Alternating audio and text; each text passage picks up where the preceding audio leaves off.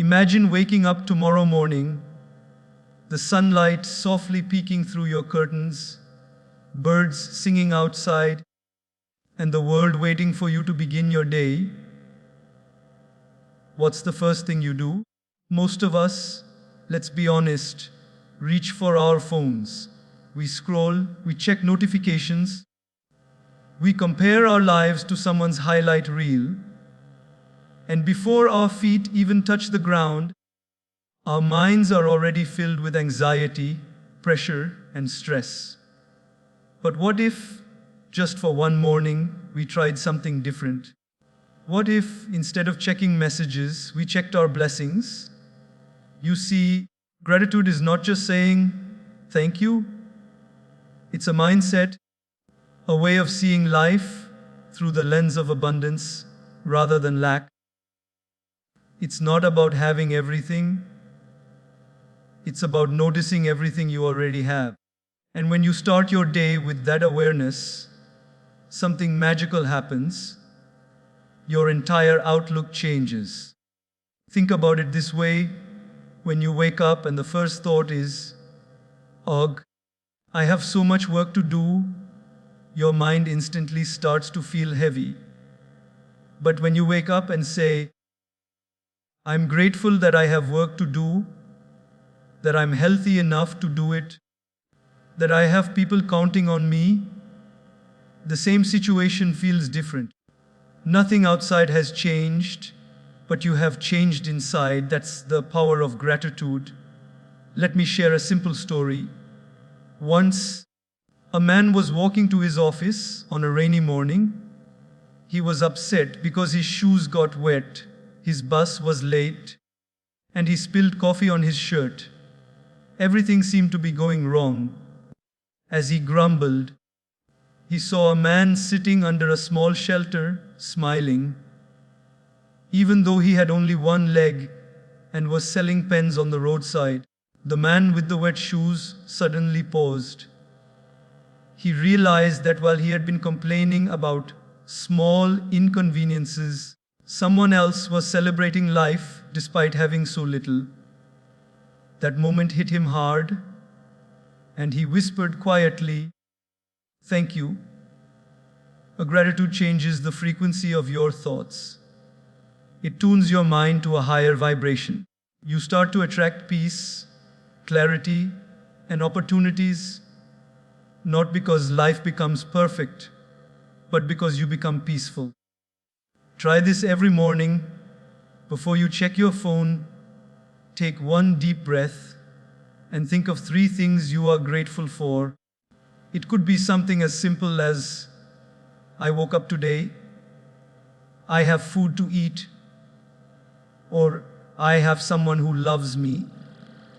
These small acknowledgements are like drops of positivity that slowly fill the bucket of your soul. Even science supports this. Studies show that people who practice daily gratitude have better sleep, stronger relationships, and more happiness. Why? Because gratitude shifts your focus from what's missing to what's already present. And whatever you focus on grows. When you focus on problems, you see more problems. When you focus on blessings, you see more blessings. Let's look at another example from daily life. Imagine 2 people stuck in traffic. One person is honking, shouting, frustrated, thinking, "This always happens to me. Why is everyone so slow?" The other person in the same traffic takes a deep breath, plays some good music, and thinks, "At least I have a car to sit in. I'm safe. I'm going home to my family." Now tell me, who's truly stuck in traffic? The one who's angry or the one who's calm? Gratitude doesn't remove life's traffic, but it keeps you from crashing emotionally. When you begin to notice the small miracles, your perspective widens. The morning sun feels warmer, the food tastes better, even challenges start to look like opportunities for growth. You realize that every setback carries a lesson, and every delay hides divine timing. One of my teachers once said, "The happiest people are not those who have the best of everything. They are those who make the best of everything they have." Isn't that true? You may not have the perfect life, but you have life. You may not have all you desire, but you have enough to begin with. Gratitude makes enough feel like abundance. There's a beautiful practice I recommend: the gratitude journal. Before you sleep at night, write down 3 good things that happened that day, no matter how small. Maybe you had a delicious meal. Maybe someone smiled at you. Maybe you learned something new. This simple habit rewires your brain. Instead of sleeping with thoughts of stress and worry, you end your day on a note of appreciation. And guess what? The next morning, your mind wakes up with more peace and positivity. Even in tough times, gratitude acts as an anchor. When life feels uncertain, gratitude says, "Yes, things are difficult, but I still have something to hold on to." When you're hurt, it reminds you, "I'm still capable of healing." When you lose something, it says, "Look at what remains."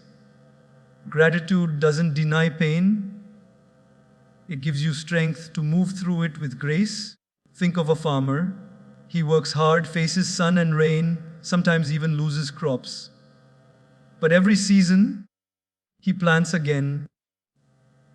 Not because he knows what will happen, but because he's grateful for the soil that keeps giving. That's faith in action. Gratitude fuels that faith. And when you live with gratitude, your energy changes. People feel it. You become more approachable, more peaceful, more radiant. Your smile becomes genuine, your words become softer, and your presence becomes healing. Because when your heart is full of appreciation, there's no room left for anger or jealousy. So tomorrow morning, when you wake up, before the world demands your attention, give a moment to your own soul. Whisper, "Thank you," not just as words, but as a feeling. Thank your body for carrying you. Thank your mind for thinking. Thank your heart for beating, even when life gets heavy. And then step into your day with a renewed sense of wonder. Because every sunrise is not just another morning, it's another chance to begin again. Gratitude is not a habit, it's a way of living, a way of seeing. And once you start living this way, your life will not just change, it will transform. Imagine walking into your room after a long day and it's completely messy. Clothes on the bed, papers scattered, half-drunk cups on the table. You look around and feel tired, not just because the room is untidy, but because it feels heavy. You can't focus, you can't relax. But then you start cleaning. You fold your clothes, throw out the trash, wipe the dust, open the windows, and let some light in. Within minutes, the room feels fresh, peaceful. The interesting thing is, the same space was there before, but once you removed the clutter, it began to breathe again. That's exactly how our mind works. When it's filled with unnecessary clutter, old regrets, negative thoughts, worries about the future, the opinions of others, it feels heavy, confused, and restless. But when you declutter it, you begin to see clearly again.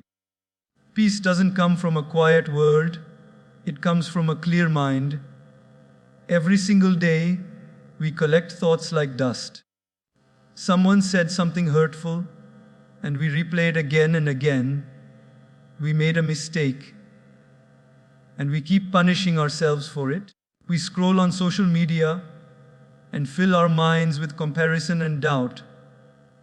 Without realizing it, We carry these invisible weights everywhere we go, and then we wonder why we feel so tired, even without doing much. Decluttering the mind means learning the art of letting go. It's not forgetting the past, it's releasing the emotional attachment that keeps you stuck there. Imagine driving your car while constantly looking in the rearview mirror. What will happen? You'll crash because you're not meant to drive looking backward. In the same way, you can't move forward in life if your mind is full of what ifs and I should have. Letting go doesn't mean you stop caring. It means you stop carrying what's no longer serving you. There's a beautiful story of a monk and his disciple walking through a village. They saw a woman struggling to cross a muddy path. The monk carried her across and continued walking. After hours of silence, the disciple finally asked, "Master, we monks aren't supposed to touch women. Why did you carry her?" The monk smiled and said, "I left her at the river. Why are you still carrying her?" So often, we do the same. We carry things long after they're over. A fight, a rejection, a harsh word. We replay it hundreds of times in our heads. And every replay drains a little more of our peace. Decluttering your mind is simply learning to put things down once they've served their purpose. Sometimes, decluttering also means stepping away from people or situations that constantly fill you with negativity. You don't have to hate them, just create distance. It's like trying to read a good book in a room where loud music is playing. No matter how beautiful the words are, you can't focus. To enjoy peace, you have to silence the noise. Think about your phone again. When your storage is full, the phone slows down. It starts freezing. Some apps stop working. What do? You delete what you don't need. Old photos, unnecessary files, unused apps. And suddenly your phone runs smoothly again. In the same way, your mind needs a delete button. Delete those thoughts that serve no purpose. Remove the self-doubt, the gossip, the old grudges. Keep only what uplifts you. We often underestimate the power of mental space. A cluttered mind leaves no room for creativity, joy, or intuition. It's like trying to pour fresh water into a glass already filled with dirt. Unless you empty it, you can't fill it with something pure. Here's a small exercise. Sit quietly for 5 minutes and imagine your mind as a room. What's inside it right now? Are there boxes of worry piled up in one corner?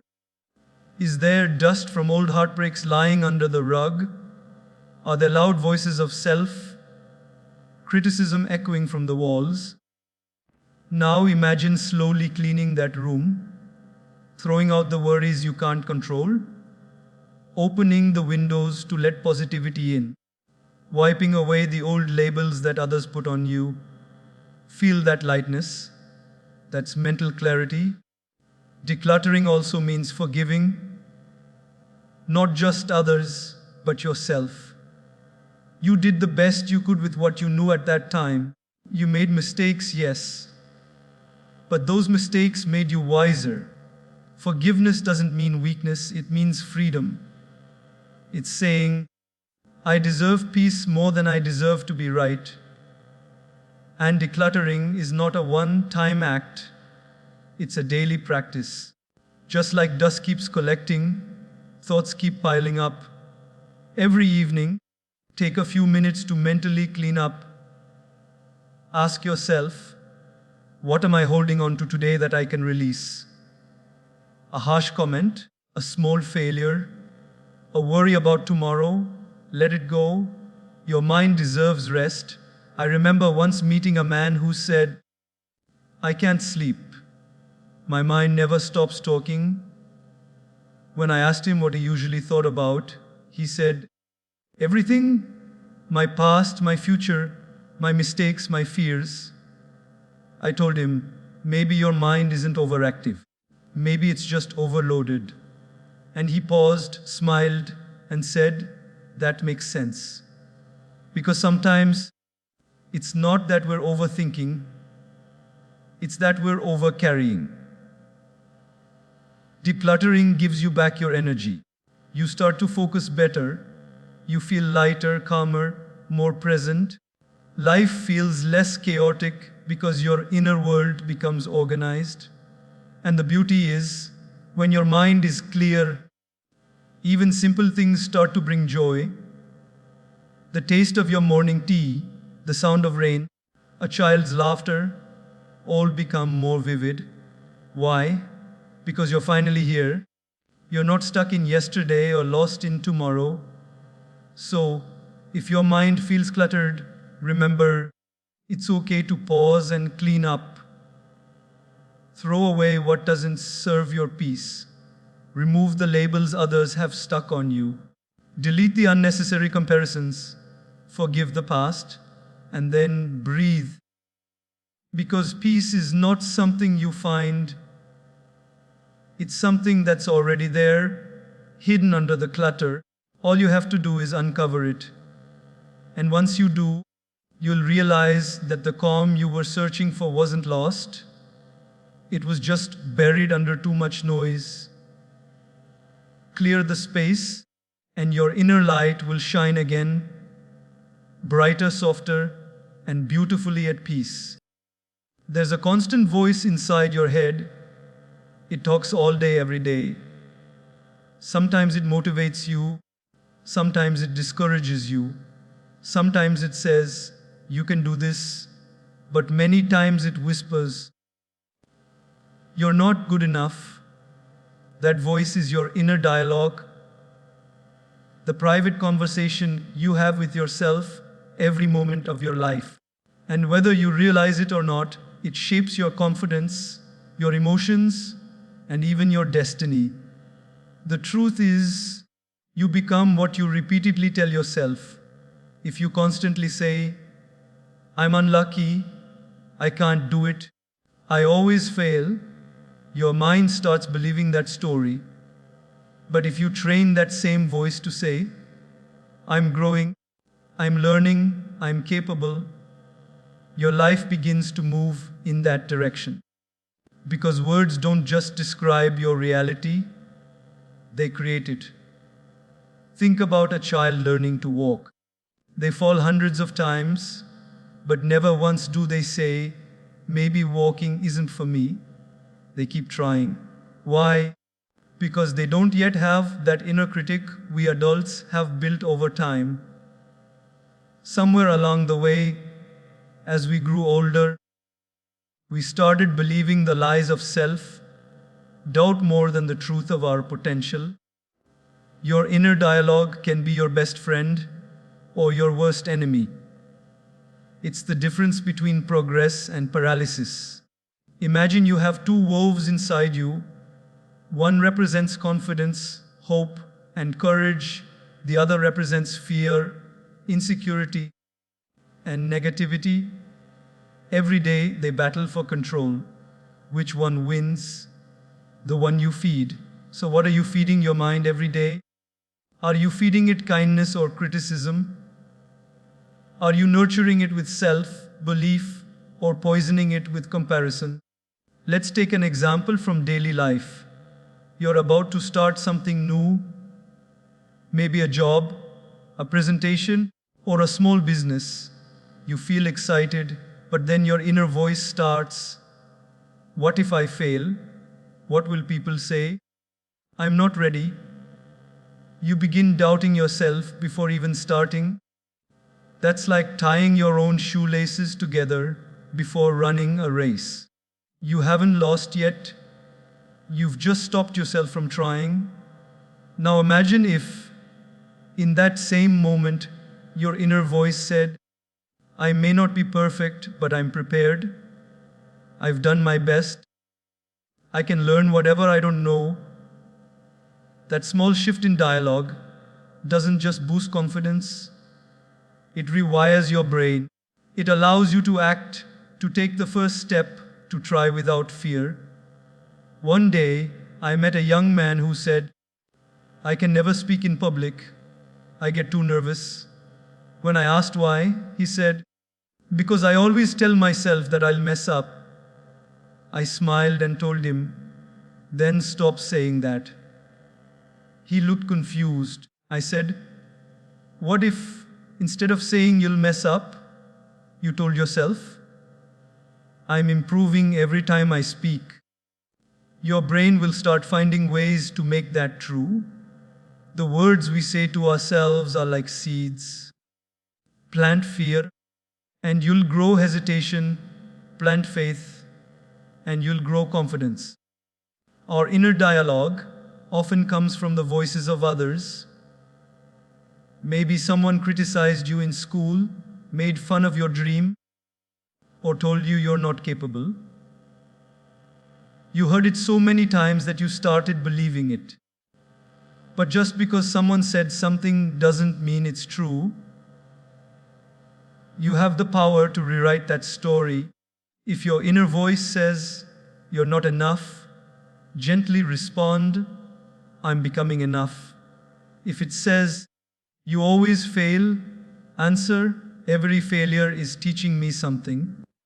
If it says, people will judge you, remind yourself, they'll judge anyway. Might as well live freely. Changing your inner talk isn't about fake positivity. It's about truthful kindness. It's about speaking to yourself the way you would to a loved one. If your best friend came to you after failing at something, would you say, you're useless? Of course not. You'd say, it's okay. Try again. You can do better next time. Yet, when it comes to ourselves, we say the cruelest things. Isn't it time we become our own best friend? Let me give you a real life example. There was a woman who wanted to run a marathon. She was overweight and hadn't exercised in years. Her inner voice kept saying, you'll never make it. But she decided to change that voice. Every morning, she looked into the mirror and said, I'm getting stronger. One step at a time. It sounded silly at first, but she kept doing it. 6 months later, she finished her first 10K run. When people asked her what changed, she said, my legs didn't change first, my thoughts did. That's the power of inner dialogue. The most successful people aren't the ones who never doubt. They're the ones who don't let their doubts have the last word. When their mind says, you can't, they answer, let's find out. That simple defiance is what separates dreamers from doers. And yes, there will be moments when your mind screams louder than your heart. Moments of fear, of insecurity, of exhaustion. In those times, pause and breathe. Don't fight the voice, just reframe it. Instead of, I can't do this, say, I'm learning how to do this. Instead of, this is too hard, say, this is helping me grow stronger. Slowly, your mind starts believing the new narrative. Remember, your brain is like a loyal servant. It believes whatever the master see you, tell it repeatedly. Feed it hope, and it'll look for possibilities. Feed it doubt, and it'll look for excuses. The voice inside your head can either lift you up or pull you down. But you always have the choice to tune it. Start listening to yourself, talk more consciously. When you catch yourself saying something harsh or hopeless, pause and ask, would I say this to someone I love? If not, rephrase it. Because how you speak to yourself becomes how you live your life. When you train your inner dialogue to be kind, life starts to feel lighter. You become calmer under pressure, more confident in challenges, and more resilient after setbacks. You stop waiting for external validation because you start hearing an encouraging voice within. And one day, you'll realize something beautiful, that the voice which once doubted you has become the voice that cheers for you. That's the moment you stop fighting your mind and start working with it. That's when true peace begins. Because in the end, the world may say 1,000 things about you, but the only voice that truly defines you is the one you listen to the most. So make sure it's a voice that believes in you, supports you, and reminds you every day that you are enough, you are growing, and you are capable of far more than you think. There are people who walk into your life and light up your energy. Their presence feels like sunlight after a storm. You feel calmer, stronger, inspired, and understood. And then there are people who do the opposite. They drain you. You spend 10 minutes with them and suddenly you feel heavy, anxious, or tired. You start questioning yourself, your worth, even your joy. The truth is, everyone carries energy, and the company you keep quietly shapes the person you become. Guarding your energy doesn't mean being selfish. It means protecting your peace, your growth, and your purpose. Think about your phone. When the battery is full, it runs smoothly. You can call, text, watch videos, and do 100 things. But when it starts running low, the screen dims, the apps close, and everything slows down, what do you do then? You don't keep using it till it dies. You plug it in, recharge it, and only then can it function properly again. Now imagine your mind and heart as that phone. Every day, people, situations, and even your own thoughts consume your energy. If you don't recharge or protect that energy, eventually you burn out. Guarding your energy is about learning when to say yes, when to say no, and when to simply walk away. It's about understanding that not every battle is worth fighting, and not every comment deserves your reaction. Sometimes peace is not found in winning arguments, but in choosing silence. You might notice that after spending time with some people, you feel inspired, your ideas flow, your mood lifts, your heart feels lighter. That's because their energy uplifts yours. But after spending time with others, you feel exhausted, doubtful, or small. That's your intuition telling you that their energy doesn't align with your growth. The more you listen to that intuition, the more balanced your life becomes. We live in a world where everyone is connected through screens, yet disconnected in spirit. Social media floods us with opinions, comparisons, and chaos. Every time you scroll, someone else's life demands your attention, your emotion, your energy. Slowly, without realizing it, your inner battery starts draining. You begin to measure your worth by others' likes, your peace by others' validation, and your happiness by others' approval. Guarding your energy also means guarding your mind from this invisible noise. Take breaks from screens. Spend time in nature. Listen to music that soothes your soul instead of words that exhaust your spirit. There's a beautiful story about a lamp.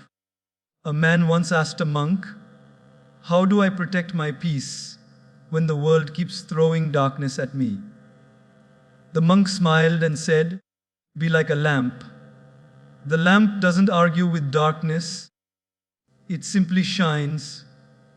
That's the secret. You don't have to fight negativity, You just have to maintain your light. And to do that, you must protect the oil that fuels your flame, your energy. Let's take a real life example. Imagine you have a friend who constantly complains about work, people, life, everything. You try to help them, encourage them, lift them up, but every time you leave the conversation, you feel drained. Another friend, on the other hand, always finds a reason to smile. They listen, laugh, share positivity. Both need your attention, but only one nourishes your soul. Guarding your energy means you can still care about people without letting their storm enter your mind. You can offer kindness without absorbing chaos. Many of us were taught to always say yes, to always be available, to never disappoint anyone. But saying yes to everything often means saying no to yourself. It's okay to take a step back. It's okay to cancel a plan when you need rest. It's okay to protect your space from people who constantly take and never give. You're not responsible for everyone's happiness, but you are responsible for your peace. And sometimes, it's not just people who drain you, it's your own thoughts. The endless worrying, the guilt of not being enough, the fear of disappointing others. These inner dialogues are energy thieves. That's why mindfulness, silence, and self-reflection are so powerful. They help you notice where your energy leaks are. Maybe it's that habit of overthinking, or the tendency to please everyone, or holding on to something that's long gone. Once you notice it, you can start sealing those leaks one by one. There's a simple exercise you can try. Sit quietly for a few minutes and think about your week. Who or what made you feel light and peaceful? And who or what left you feeling drained or anxious? That's your answer. Start spending more time with what uplifts you and minimize what doesn't. This isn't about being rude or cutting people off. It's about creating healthy boundaries that allow you to stay kind without losing your strength. Imagine your energy as a garden. You are the gardener, and your thoughts, emotions, and relationships are the plants. Some plants bloom beautifully and add fragrance to your life. Others take too much space, block the sunlight, and stop new flowers from growing. A wise gardener doesn't destroy the garden. He just trims what's necessary to let the rest flourish. That's how you must treat your energy. When you start protecting your energy, something amazing happens. You stop reacting to every little thing. You stop trying to control people and start focusing on your peace. You begin to realize that not every opinion matters, not every conflict needs your response, and not every invitation deserves your attendance. You start choosing presence over pressure, peace over performance. And soon, you'll notice a shift. Your mornings feel calmer, your mind feels lighter, and your heart feels stronger. You smile more often, not because everything is perfect, but because you've learned what to give your energy to and what to let go. People may misunderstand your calmness as indifference. They may call your silence arrogance. But remember, protecting your energy is not about isolation, it's about alignment. You're not closing your heart, you're filtering what enters it. At the end of the day, you are the keeper of your peace. Your energy is sacred. It fuels your dreams, your work, your relationships, your joy. Don't let just anyone drain it. Choose people who recharge you. Choose environments that inspire you. Choose activities that make your spirit come alive. Because the truth is simple. When your energy is right, everything else falls into place.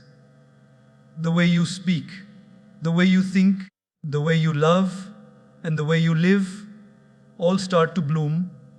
Protect that light within you. Guard it fiercely, but gently. And let it shine in the world, not by force, but by the quiet power of peace that comes from within. There is a kind of silence that heals, a quietness that doesn't feel empty but full, full of peace, full of understanding, full of life itself. Yet in the world we live in today, silence has become a stranger. Our minds are constantly running, our phones constantly buzzing, and our thoughts constantly racing. We wake up to noise and fall asleep to noise, rarely giving ourselves even a moment to simply be. But the truth is, the greatest reset for the mind doesn't come from doing more. It comes from being still. Stillness is not about sitting in a dark room and doing nothing. It's about creating a little space between you and the world's chaos. It's about pausing long enough to hear the voice inside you that has been drowned out by the endless chatter of life. When you practice stillness, you don't escape the world. You simply return to yourself. Imagine a glass of muddy water. When you keep stirring it, it stays cloudy. But if you set it down and let it rest, the dirt settles to the bottom and the water becomes clear. That's what stillness does to the mind. When you stop overthinking, stop reacting, stop rushing, your thoughts settle and clarity rises. The solutions you were desperately searching for begin to appear, not from outside, but from within. Most people say they don't have time to sit quietly, but we always find time for what we think is important. We scroll for hours, we gossip, we multitask endlessly, yet when it comes to peace, we say, I'm too busy.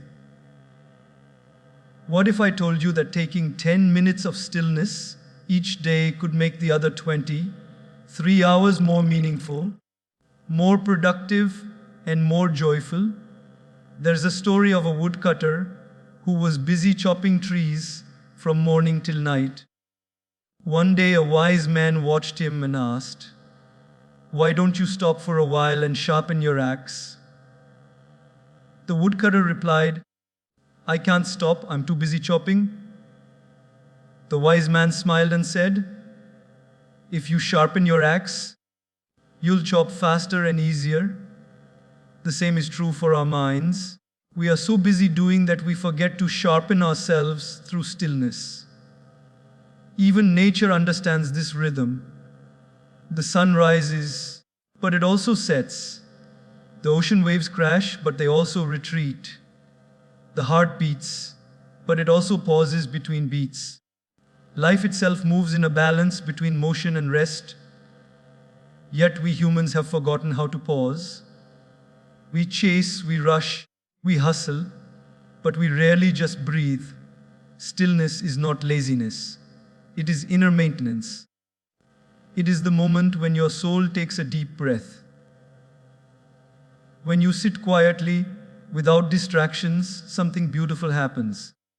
The noise in your head begins to fade, and you start hearing the whispers of your heart, the things that truly matter. Maybe you realize that the problem you were stressing about isn't that big. Maybe you see a new path you couldn't see before. Maybe you simply feel gratitude for being alive. Let's look at a simple daily example. Have you ever sat near a window with a cup of tea, watching the rain fall? For those few moments, you're not planning, not worrying, not comparing, you're just there. And it feels so peaceful, doesn't it? That's stillness. The world outside may be rushing, but your world stands still, and in that stillness, you find comfort. Another example, think of a time when you went for a walk alone, without headphones, without distractions. The sound of your footsteps, the rustle of leaves, the wind on your face. It's almost as if nature starts talking to you. That's because silence is not empty, it's full of messages that only a quiet heart can hear. In our noisy lives, silence can feel uncomfortable at first.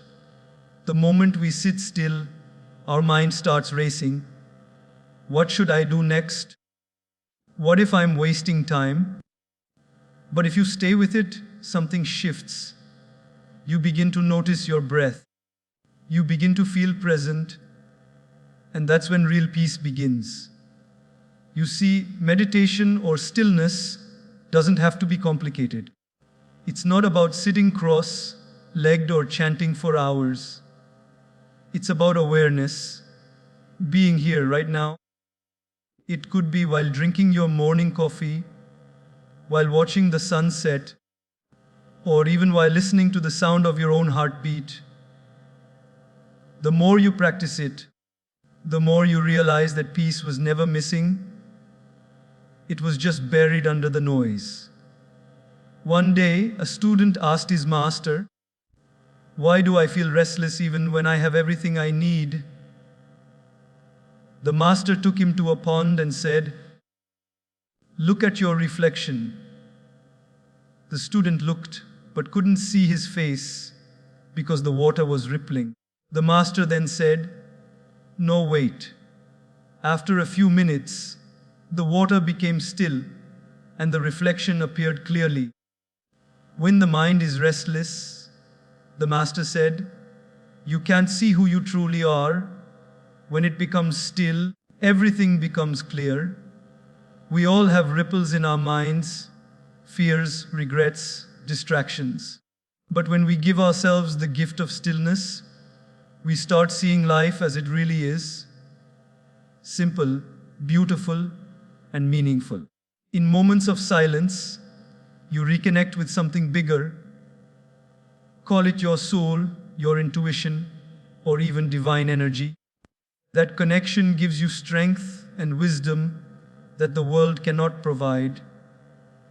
You start handling challenges with grace, speaking with calmness, and living with clarity. So tomorrow, before you rush into your day, sit quietly for just 5 minutes. Close your eyes, breathe deeply, and let your thoughts come and go like passing clouds. You don't need to stop them, just watch them. Notice how your body relaxes, how your heartbeat slows, how peace begins to flow in. Stillness is not about escaping life. It's about returning to it with a renewed heart. It's in those quiet moments that you find answers to questions you didn't even know you had. It's in that calm that your creativity awakens. It's in that silence that your spirit whispers, "You're okay. You're exactly where you need to be." When you learn to embrace stillness, you realize something profound. The world doesn't need to slow down for you to feel peace. You just need to slow down within yourself. Because when your mind is still, your soul starts to speak. And that inner voice will always guide you towards what truly matters. So make a little space in your day for stillness. Let it become your quiet recharge. The storms outside may continue, but you'll walk through them with calmness, knowing that true peace was never out there. It was always within you, waiting patiently for your attention.